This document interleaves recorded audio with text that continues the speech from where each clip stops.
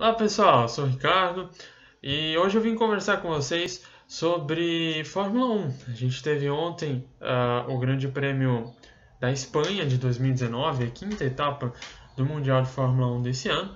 Mas um pouquinho antes de começar a falar sobre a corrida, a gente vai falar sobre essa polêmica, né? Esse estouro que a gente teve na última semana da situação do Grande Prêmio do Brasil, né?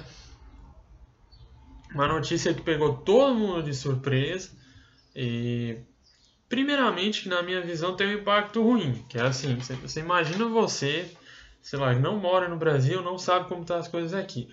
Aí, do nada, você lê uma notícia em algum site da internet que o presidente do Brasil, sem conversar com a FIA, sem conversar com nenhum órgão de organização de automobilismo mundial, tem a ideia de construir um circuito do nada, ainda por cima numa área de preservação ambiental, né? Vai derrubar um monte de árvores para construir um circuito do zero em um ano praticamente, sem ter nenhum teste, sem ter nenhum tempo para corrigir alguma possível falha de projeto.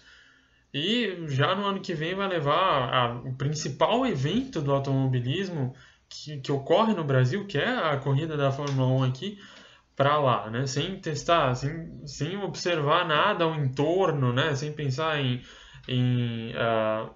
questão de mobilidade urbana, de como as pessoas vão chegar lá, como as equipes vão fazer para ficar lá perto, enfim, né? Isso cai como se fosse uma bomba, assim, de uma falta de planejamento que, assim, é complicado, sabe? É complicado você defender esse tipo de atitude. Menos mal, a gente tem na FIA um órgão que está tentando preservar essas corridas mais tradicionais do calendário. Então, se você for para fóruns, para grupos e até para as notícias que saíram, você vai ver que os próprios estrangeiros eles não querem que a corrida do Brasil acabe. Por mais que a gente tenha problema de organização, por mais que a gente tenha problema de planejamento, por mais que a gente tenha equipes sendo assaltadas, pilotos sendo assaltados quando vem para cá, as pessoas não querem que o Grande Prêmio Brasil acabe. E isso é bom, né? Isso dá um pouquinho mais de segurança para a gente que mora aqui, que não quer que a Fórmula 1 saia daqui. Sobre a ideia em si, eu falei, eu acho, sei lá, parece aqueles adolescentes assim que tem uma ideia assim, tipo, do nada e pensam, nossa, eu acho que isso vai ficar bom, vamos fazer. Mas não é assim que funciona, né? Você não é um adolescente que está decidindo, sei lá, com que roupa você vai sair hoje. Você é o presidente do Brasil e está decidindo aonde vai acontecer o maior evento do automobilismo no seu país, né? E daí você quer construir uma obra grandiosa que vai custar muito dinheiro em um local que no momento não está preparado para receber nada disso. Eu acho uma atitude um pouco inconsequente, né? Como eu falei, algo totalmente sem planejamento e que não faz muito sentido, né? Cair assim do nada. Ao que parece, né, tanto as pessoas como a própria FIA está levando essa atitude da mesma forma, como algo inconsequente, como algo que não tem tanto futuro. A princípio a corrida continua em Interlagos, né, eles têm contrato até 2020, se eu não estou enganado, ou 2019, e a FIA já demonstrou interesse, a FIA e Interlagos já demonstraram interesse em renovar esse contrato por mais 5 anos, se eu não estou enganado. Então, ao que parece é só um susto, mas vamos ficar atento aí para o que acontece nas próximas semanas. A gente nunca sabe quais serão os rumos, né, desse nosso querido Brasil. Mas enfim, deixando passar essa situação, vamos analisar o que aconteceu ontem no circuito de Montmeló, na Catalunha, para o Grande Prêmio de Barcelona. Primeiramente, a gente teve aquela pole absurda do Bottas, né, colocando meio segundo, mais de meio segundo, inclusive, no Hamilton. E naquele momento, só um detalhe rapidinho antes de falar da corrida em si. A gente percebeu que o Bottas ele está conseguindo o primeiro passo necessário para realmente entrar na luta pelo título, que é o quê? Tirar o Hamilton da zona de conforto. Hamilton na zona de conforto é imbatível. Ele precisa achar maneiras de incomodar o Hamilton no que ele é melhor. E isso foi sensacional, né? O Hamilton é muito provavelmente o piloto mais rápido do grid em classificação. E o Bottas foi lá e por 3 GPs seguidos, e nesse GP por uma diferença absurda, cravou a pole position. Isso é muito, muito, muito determinante para as ambições do Bottas nesse campeonato, né? Ele precisa continuar tendo esse desempenho de classificar na frente ou perto, no mesmo ritmo do Hamilton, para não chegar no domingo já em desvantagem, chegar no domingo às vezes com a moral baixa, com as pessoas, todo mundo falando, olha só, o Hamilton é muito mais rápido, né? Enfim, foi um desempenho muito bom e muito importante do Bottas no sábado. No domingo, o que aconteceu? Né? O Hamilton largou muito bem, teve uma largada excelente, passou na primeira curva e é uma tendência, né? Quem consegue fazer a primeira curva à frente acaba controlando a corrida com uma facilidade muito grande, né? Que a gente tem toda aquela questão de turbulência e tudo mais, né? E principalmente o Hamilton é mestre nisso, né? Olha quantos anos que ele já tem em carros de ponta e liderando corridas. Ele sabe exatamente o ritmo que ele precisa imprimir.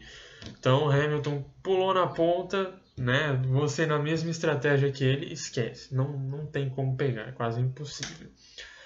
A partir daí não teve nenhuma emoção praticamente no pelotão da frente. Os 3 primeiros na saída da curva 1 foram os 3 primeiros no final do grid. A gente pode analisar com um pouquinho mais de detalhes a disputa no meio do pelotão.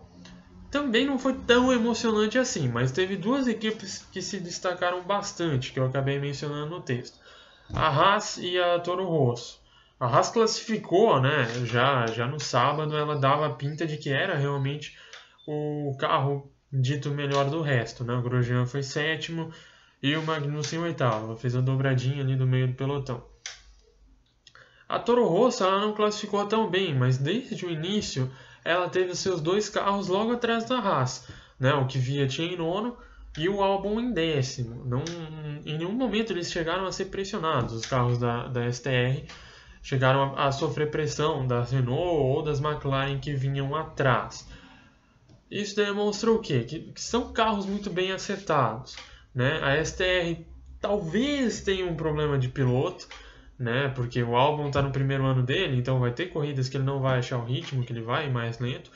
E o Kvyat a gente conhece, né? O Kvyat tem corridas que ele vai muito bem, tem corridas que ele estraçalha o carro na primeira volta, faz uns erros bem esquisitos. Então, talvez o problema da STR seja um pouquinho questão de piloto. A Haas, apesar de não ter 2 pilotos assim tão confiáveis também, o maior problema da Haas era a questão dos pneus, né? A Haas não estava conseguindo lidar com a questão de aquecimento de pneus, de desgaste de pneus.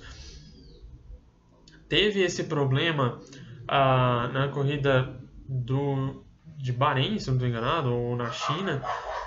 Teve essa questão, teve que parar muito cedo, voltou lá para trás no pelotão e aí com tráfego, com ultrapassagem, acabou ficando para trás, né? Nesse final de semana em Barcelona, que é a pista onde acontecem os testes, né?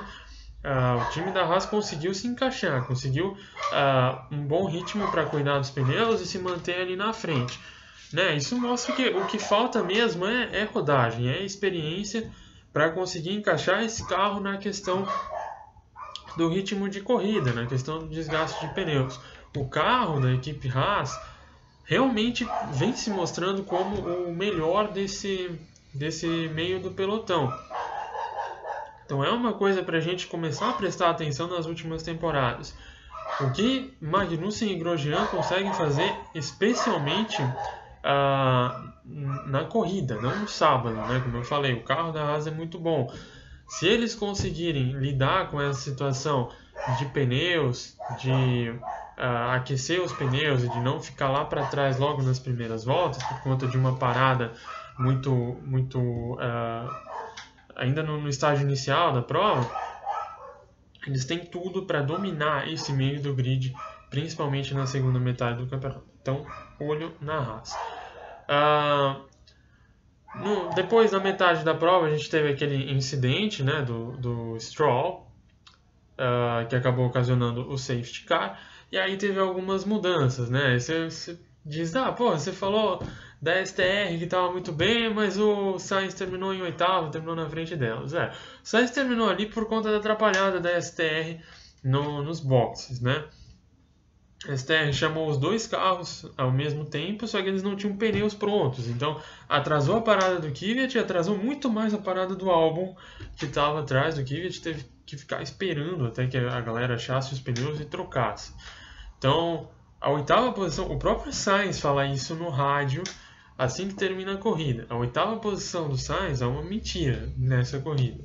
Ele mesmo diz, nossa, nós terminamos em oitavo sem ritmo.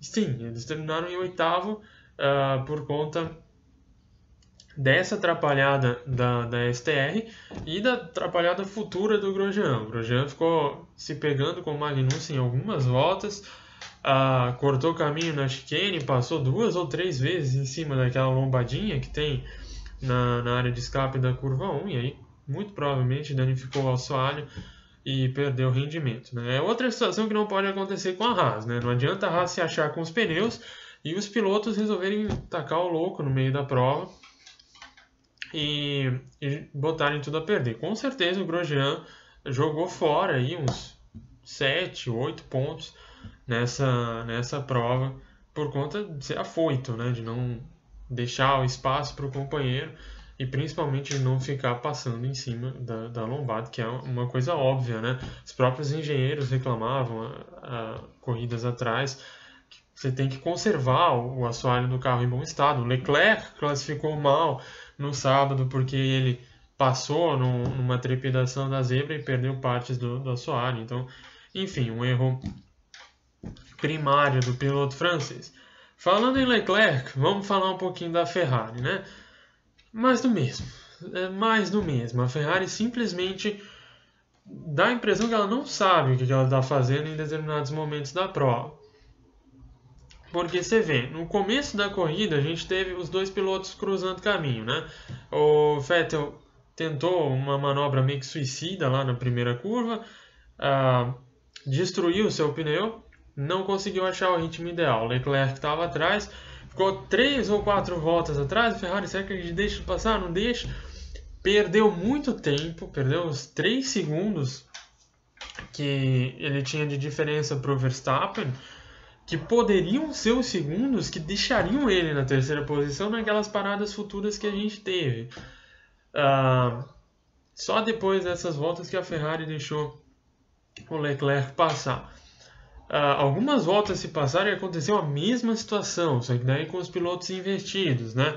Vettel atrás do Leclerc. E de novo, a Ferrari não tem um planejamento, ela não sabe assim, a gente vai parar o Leclerc agora, ele vai voltar tantos segundos atrás do Vettel, quando ele chegar no Vettel a gente diz, Vettel, deixa o Leclerc passar, por favor.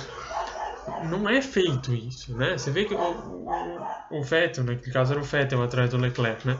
Ele chegou atrás do Leclerc, a equipe ficou parada, não sabia o que fazer. Será que a gente deixa passar? Será que não deixa? Né? E no início dava até a impressão que eles estavam deixando os caras lutar por posição, que a ideia era o Vettel não parar mais. Só que depois o Vettel parou, e daí, né, no safety car eles chamaram o Leclerc de novo pro boxe e não colocaram o pneu mais macio, sendo que restava 15 voltas. Então, o grande problema da Ferrari não é piloto, não é necessariamente ordem de equipe, não é carro, não é questão aerodinâmica. O problema da Ferrari é o entendimento da corrida, o que eles vão fazer no final de semana. A Ferrari não consegue planejar o seu final de semana, não consegue. Nós temos no Vettel o primeiro piloto, no Leclerc o segundo piloto, então a gente vai fazer uma estratégia, né, um split strategy, colocar cada um com uma estratégia diferente, porque se uma não der certo, a outra dá. Parece que a Ferrari está meio que jogando futebol, assim, tá deixando as coisas acontecer.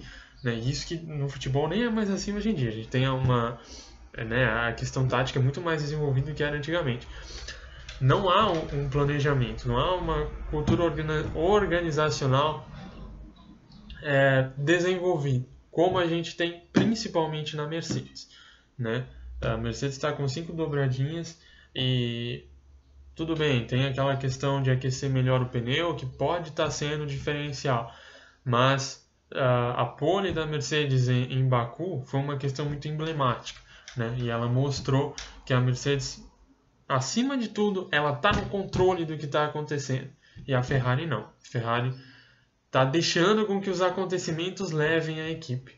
E isso está sendo muito, mas muito prejudicial mesmo para o time italiano. Resultado, a gente já viu, né? O Hamilton venceu a corrida com o Bottas em segundo e o Verstappen em terceiro, né? Olho no Verstappen, Verstappen fazendo muito provavelmente a sua melhor temporada de toda a sua carreira, né? Não teve nenhum erro nessas 5 corridas, tirando o máximo que o carro pode entregar, e na frente de ambas as Ferrari no Mundial de Pilotos, né? Então, Verstappen mostrando para a Red Bull, ó, tem material de campeão do mundo aqui em mim, me entreguem um carro que eu entrego o título para vocês. Importante. Temos a próxima corrida em Mônaco, né? Olha, com essa questão, né, toda de aquecimento de pneu, com a Mercedes se dando bem em curvas de baixa, não tem por que a Mercedes não se dar bem em Mônaco também. Em Mônaco a gente sabe como é, né? Classificou primeiro e segundo, tem tudo para terminar primeiro e segundo. Então, o prognóstico é que as coisas continuem como elas estão, também com olho na Red Bull, né? A gente sabe que, né, o chassi Red Bull costuma ser muito bom. Em Mônaco não tem tanto a questão de motor, né? A Honda está um passo atrás ainda da Mercedes, a gente tem certeza disso. E com o Verstappen nessa fase excelente, né? Sem errar, sem extrair sempre o máximo que o carro entrega, o Verstappen pode ser, sim, um ponto a prestar atenção aí nessa próxima corrida da Fórmula 1 daqui a 2 semanas em Mônaco. Então é isso, eu volto justamente, né, daqui a 2 semanas para comentar o que vai acontecer no Grande Prêmio Monegasco. Beleza, galera? Até mais!